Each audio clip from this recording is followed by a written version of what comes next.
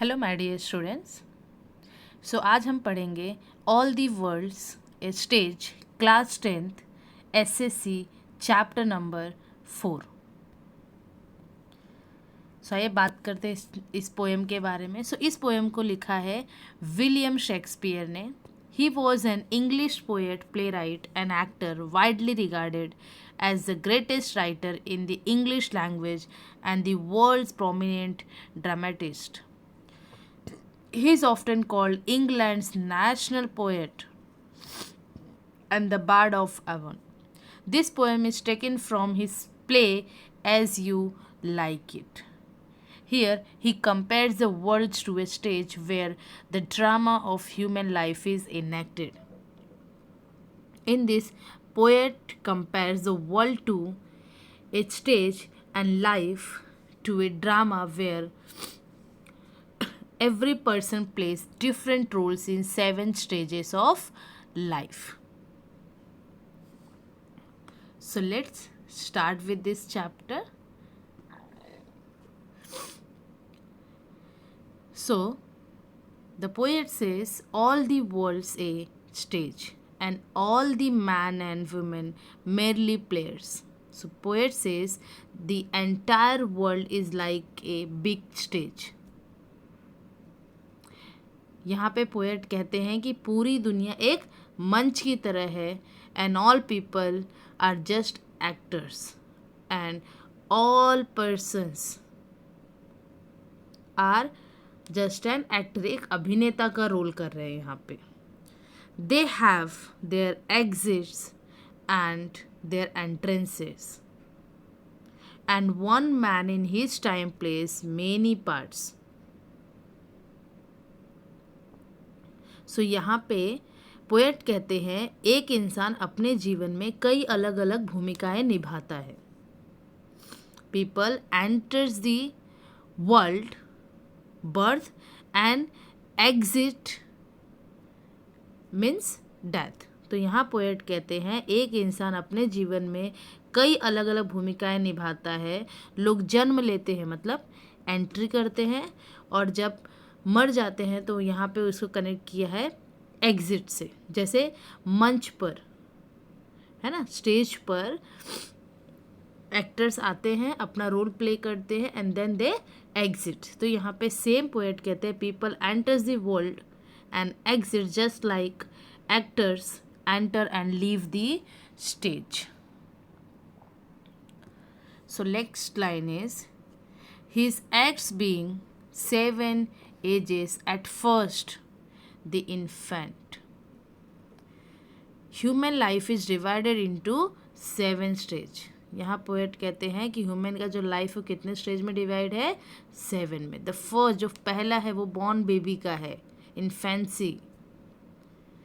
Mewling and puking in the nurse arm, जहाँ छोटा बच्चा रोता है और उल्टी करता है सबसे पहले कहाँ, नर्स की आर्म में, नर्स की गोदी में. Where the baby cries and vomits in nurse arms. Then winning schoolboy with his satchel and shining morning face creeping like snail unwillingly to school. Second stage जो है वो कौन सा है, चाइल्डहुड का है. The school boy with a school bag shiny clean face go slowly to school like snail not willing to go. तो जो हमारा सेकेंड स्टेज है ये एक चाइल्डहुड स्टेज है, जहाँ पे मतलब हमारा बचपन. तो जब हमें पहली बार बैग दे देते हैं स्कूल जाने के लिए तो बच्चे क्या करते हैं, डिनाई करते हैं, उन्हें वो जाना पसंद नहीं होता है, तो वो अलग अलग तरीके से बहाने बनाते हैं. तो ये हमारा वो स्टेज है जब, है ना. And then the third stage, lover stage, shying like furnace with awful ballad made to his mistress eyebrow. Third stage is the lover full of emotions. He sighs and writes sad poems for his lover. है ना, यहाँ पे प्रेमी जो होते हैं जो दुख से भरे गीत गाते हैं और अपने लवर्स के लिए आहें भरते हैं, मतलब लवर्स के लिए पोएम लिखते हैं यहाँ पे. So the third stage is the lover stage, full of emotions. Then जो हमारा नेक्स्ट स्टेज आता है, fourth stage is the soldier stage, full of strange oath and bearded like the pard. Jealous in honor, sudden and quick in quarrel, seeking the bubble reputation, even in the cannon's mouth. So जो fourth stage है ये soldier वाला stage है हमारा, जहाँ पे he is brave, full of anger, ready to fight for his name and honour. जहाँ हमें हमेशा जहाँ पे हमारा जो स्टेज है ये, जहाँ पे हम जल्दी जल्दी गुस्सा हो जाते हैं, अगर किसी ने कुछ बोल दिया तो वो एक ईगो में ले लेते हैं, है ना. और ये स्टेज वो है जहाँ पे हम अपनी इज्जत के लिए जान भी देने को तैयार रहते हैं, है ना. So this soldier stage where he's brave, full of anger, ready to fight for his name and honor, even if he dies. And then the next stage, the fifth stage, justice. In fair round belly with good cap on lint, with eyes severe and beard of formal cut, full of voices and modern instances.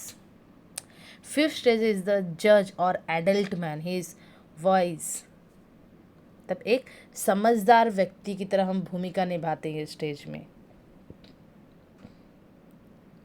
है ना. जो गंभीर बोलते हैं, सोच समझ के बोलते हैं, जो अपने अनुभव की बातें करते हैं, ये वाला स्टेज आ जाता है हमारा.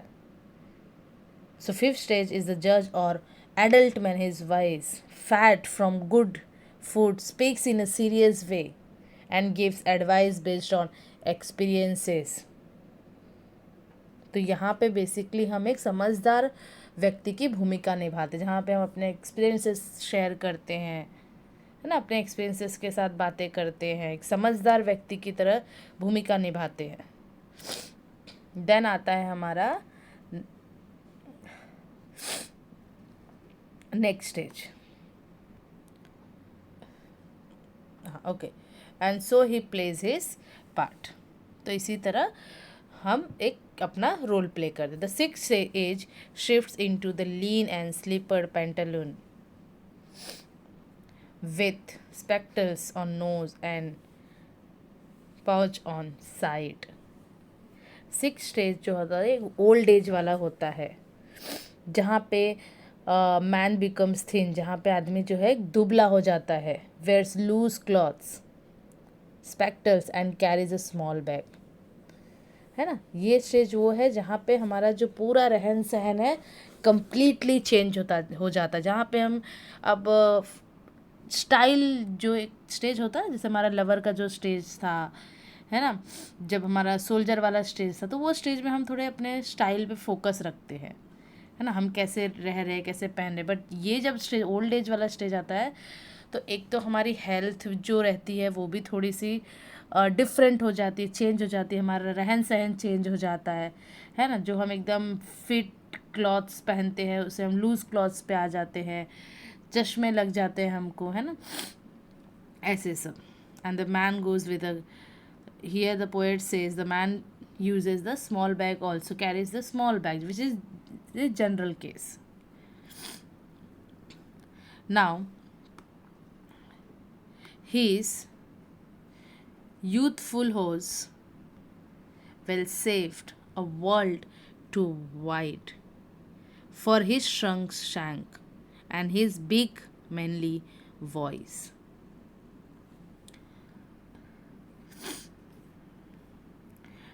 Turning again towards childish treble pipes and whistles in his sound.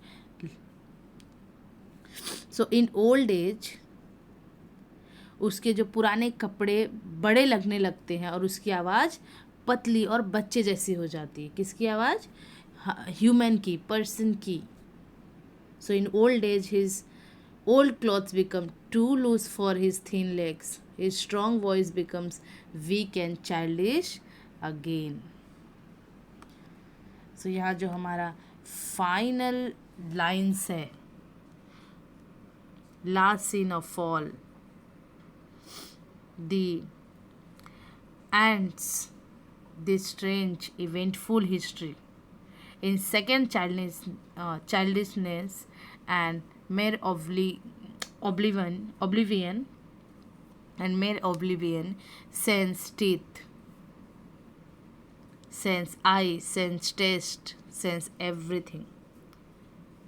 So last scene of fall, the last stage of life is like second childhood. जो हमारा आखिरी चरण होता है वो एक समझ लो कि दूसरा बचपन जैसी अवस्था हो जाती है हमारी, जहाँ पे इंसान सब कुछ भूल जाता है और बच्चे जैसा हो जाता है. Where man forgets everything and becomes dependent like a baby. ये हमारा वो स्टेज होता है जहाँ पे हम डिपेंड हो जाते हैं.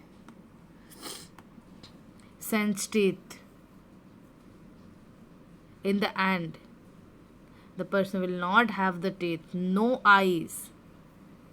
Sense eyes, sense taste, sense everything. ना खाने का स्वाद है ना, ना दांत होते हैं, ना ठीक से हमें दिखाई देता है ना, तो कुछ भी नहीं बचता है. ये होता है ह्यूमन का लास्ट स्टेज. तो यहाँ पे बहुत ही ब्यूटीफुली तरीके से विलियम शेक्सपियर ने ऑल 7 स्टेज ऑफ लाइफ को एक्सप्लेन किया है. So the moral of this poem, my dear student, is, which is written by the William Shakespeare, is life is a drama where every person plays 7 roles from birth to death. We should accept every stage of life gracefully. हमें समझदारी से, शांति से, हर एक उम्र में जब हम जाएंगे तो हमें हर एक उम्र को अच्छे से, समझदारी के साथ, शांति के साथ उसको अपनाना चाहिए और आगे बढ़ते रहना चाहिए. I hope this chapter you all have understood.